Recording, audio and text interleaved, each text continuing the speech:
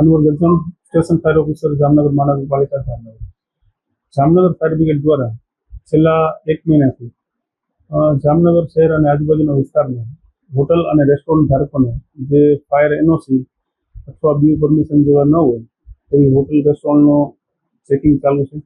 એ checking દરમિયાન hotel રેસ્ટોરન્ટમાં જે આ એનઓસી અથવા બીયુની ક્ષતિઓ જણાય છે તો એવી હોટલોને કડકથી કડક પગલાં ભરી અને સીલ પણ કરવામાં આવી રહ્યા છે. એવી હોટલ છેલ્લા મહિનામાં 30થી ઉપર જેવી હોટલો રેસ્ટોરન્ટને સીલ કરવામાં આવેલ છે અને આ સીલ પછી આ લોકો એક બાંયધરી પત્રક આપણને આપતા હોય છે કન્સર્ન સ્ટેમ્પ પર કે આ લોકો ફાયર એનઓસી મેળવી લેશે અને ફાયર સિસ્ટમ કે જે બીયુ જે મેળવવાનું છે મેળવી લેશે તો આપણે આવી હોટલ અને રેસ્ટોરન્ટને સીલ ઓપન કરી આપીએ છીએ. તો આના માટે થઈ અને હું તમામ જામનગરની હોટલ રેસ્ટોરન્ટ ધારકોને અપીલ પણ કરું છું કે વહેલા તકે ફાયર એનઓસી મેળવી લઈએ, બીયુ મેળવી લઈએ.